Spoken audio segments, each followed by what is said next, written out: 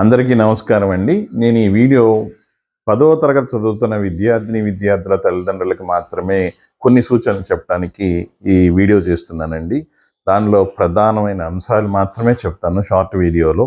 Main 10వ తరగతి విద్యార్థుల తల్లిదండ్రులు మొదటిగా గుర్తుపెట్టుకోవాల్సింది సుమారుగా ఇంకొక 55-56 రోజుల్లో, ఈరోజు 22 జనవరి 2025, 17 మార్చి 2025 నుంచి పరీక్షలు ఉన్నాయి.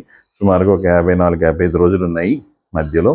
అలాగే 17వ తారీఖు మార్చ్ 17 నుండి 31 మార్చ్ వరకు, అవి సుమారుగా ఒక 14 రోజులు. అట్లా 10th క్లాస్ పిల్లలు పూర్తిగా అన్నీ మర్చిపోయి తల్లిదండ్రులు బాగా గుర్తుపెట్టుకొని ఫంక్షన్స్, పార్టీసు, ఫెస్టివల్స్, ఇతరితర జాతరలు, ఇంకోటి టెంపుల్స్, టూర్స్, ఇవన్నీ కూడా ప్రత్యేకంగా తల్లిదండ్రులు వాళ్ళకి అలాంటి ఆలోచన రాకుండా మీరే చూడాలండి. ఎందుకంటే ఒక్క గంట కాదు కదా, ఒక్క అరగంట కాదు కదా, 10 నిమిషాలు స్కూల్కి ఆబ్సెంట్ అయినా, క్లాస్ మిస్ అయినా వాళ్ళు ఏదో ఒకటి ఖచ్చితంగా నష్టపోతారు. ఆ 10 నిమిషాల్లో ఆ టీచర్ ఎక్స్ప్లెయిన్ చేసిందో లేదా వాళ్ళు చదువుకోవాల్సిందో పరీక్షలో వస్తే ఆ మార్కులు తగ్గిపోతాయి. ప్రతి ఒక్క మార్కు కూడా ఇంపార్టెంటేనండి. చూసారు కదా, లాస్ట్ ఇయర్ స్టేట్ ఫస్ట్ 599 మార్కులు వచ్చేసింది. అంటే విద్యార్థులు ఎంత కాంపిటేటివ్గా ఉన్నారో చూసుకోండి. చాలా దీక్షగా, ఒక దీక్ష పట్టుదలతోటి విద్యార్థులు ఉండేలా వాళ్ళు పూర్తిగా ఒక విధమైన ట్రాన్స్లో ఉండాలి. చదువు తప్ప వేరే ఆలోచన అనేది వాళ్ళ మైండ్లోకి అస్సలు రాకుండా చూడాలి తల్లిదండ్రులు. ఉదయం 7:15 ఆల్రెడీ ఇక్కడ మార్నింగ్ ట్యూషన్ స్టార్ట్ అవుతుంది. అలాగే సాయంత్రం 8 గంటల వరకు మేము ఒక్క నిమిషం కూడా వాళ్ళకి వేస్ట్ కాకుండా మేము చేయాల్సిన అన్ని ప్రయత్నాలు 100%కి 200% ఎఫర్ట్స్ పెడుతున్న టీచర్స్, నేను, అందరం. సో మాకు తల్లిదండ్రులు కూడా అంతే కోఆపరేట్ చేయాలి. ఎర్లీ మార్నింగ్ పిల్లలు లేచి చదివేలా చూడాలి, నైట్ 8 తర్వాత ఇంటికి వచ్చిన తర్వాత వాళ్ళు చదివేలా చూడాలి. ఈ ఎగ్జామ్స్ అయ్యే వరకు కూడా చదువు తప్ప వేరేది ఏమీ ఒక్క నిమిషం కూడా వేరే దానికి కేటాయించకుండా చూసే బాధ్యత పేరెంట్స్దండి. చాలా జాగ్రత్తగా మీరు కూడా కొన్ని రోజులు, ఈ సుమారు ఒక 70 రోజుల పాటు టీవీలు అవ్వచ్చు, సెల్ ఫోన్లు అవ్వచ్చు, ఇతర మీ ఇంటి దగ్గర ఫంక్షన్స్ కానీ ఎవరైనా ఉంటే కొంచెం మీ సమయం పూర్తిగా కాకపోయినా మీ పిల్లలు వచ్చినప్పుడు మాత్రం వాళ్ళకే కేటాయించి వాళ్ళు చదువు పట్ల తప్ప వేరే దాని మీదకి డైవర్ట్ అవ్వకుండా దయచేసి చూడాల్సిన బాధ్యత తల్లిదండ్రులదండి. అది మొదటి పాయింట్. రెండో పాయింట్, ఫుడ్. మార్నింగ్ కానీ, లంచ్ కానీ, 3 బ్రేక్ కానీ, 5:30 బ్రేక్ కానీ, నైట్ సప్పర్, నైట్ టైం ఇంటికి వచ్చిన తర్వాత తినేది కానీ, అంతా కూడా న్యూట్రిషన్ మెయింటైన్ చేయండి. బయట ఫుడ్ పెట్టొద్దు.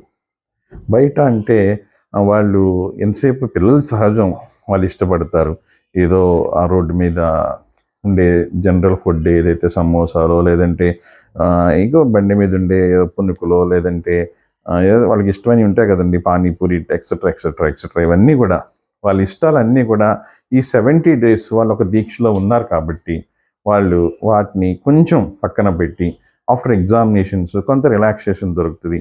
అప్పుడు అట్లాంటి ఫుడ్ తినము. ఎందుకంటే వాళ్ళు ఆరోగ్యంగా బలంగా ఉంటేనే మనకి వాళ్ళు చదివింది వాళ్ళకి బుర్రకెక్కుతుంది, గుర్తుపెట్టుకోగలుగుతారు, వాళ్ళు హ్యాపీగా ఉంటారు. ఎందుకంటే మార్నింగ్ 7:15 కూర్చున్న వాళ్ళు నైట్ 8 గంటల వరకు చదవాలంటే సామాన్యమైన విషయం కాదండి, చాలా కష్టమైన విషయం.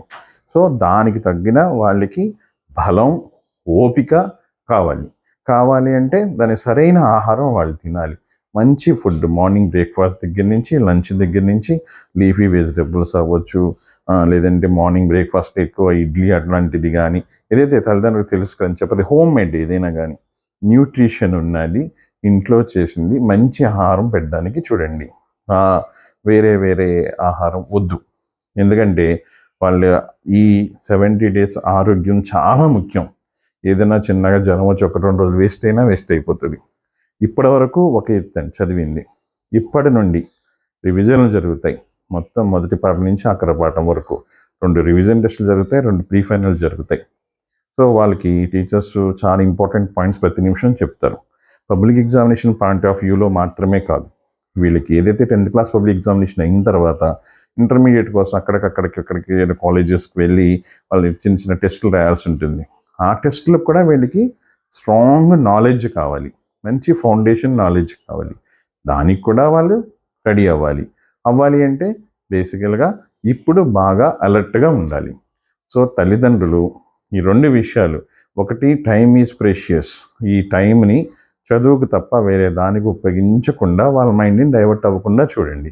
తర్వాత వాళ్ళకి సరిపడా నిద్ర, పూర్తి స్థాయిగా నిద్రపోవాలి అంటే ఈ 70 డేస్ కొంచెం తగ్గించుకోవాలి నిద్ర టైంని. సరిపడా నిద్ర, సరిపడా మంచి పౌష్టికాహారం, వాళ్ళకి ప్రశాంతంగా ఉండేలాగా, వాళ్ళ ఇంటికి వచ్చిన తర్వాత కూడా చక్కగా వాళ్ళని ఎంకరేజ్ చేస్తూ, డిస్కరేజ్ చేయకుండా. స్కూల్లో టీచర్స్ మేము అదే చేస్తాం. ఇకపై వాళ్ళు ఎంతసేపు ఎంకరేజ్ చేస్తూ ఉంటాం. వాళ్ళకి సపోజ్ ఒక 80 వచ్చాయనుకోండి, 90 అన్న దాటేలాగా ప్రయత్నం చేస్తాం. 90 వస్తే 95 వాళ్ళకి టార్గెట్ పెడతాం, 95 వస్తే 100 టార్గెట్ పెడతాం. అట్లా ప్రతి ఎగ్జామ్కి ఇంప్రూవ్మెంట్ తీసుకుంటూ మా ప్రయత్నం మేము చేస్తూ ఉంటాం. మాతో తల్లిదండ్రులు సహకరించండి. విద్యార్థుల మంచి మార్క్స్, మంచి రిజల్ట్ కోసం, రిజల్ట్ వచ్చిన రోజున, ఏ రోజైతే రిజల్ట్ వచ్చిందో ఆ రోజు మీరు, మీ పిల్లలు, మీ కుటుంబ సభ్యులు, మీ నైబర్స్ దగ్గర, లేకపోతే మీ రిలేషన్ దగ్గర ప్రౌడ్గా ఉండేలాగా రిజల్ట్ ఉండాలంటే ఈ 70 డేస్ దీక్ష ఖచ్చితంగా, కష్టమైనా కానీ ఖచ్చితంగా సిన్సియర్గా పాటించామని కోరుకుంటూ అందరికీ, పేరెంట్స్కి నా రిక్వెస్ట్ తెలియజేసుకున్నాను. ఓకేనండి, థ్యాంక్ యూ.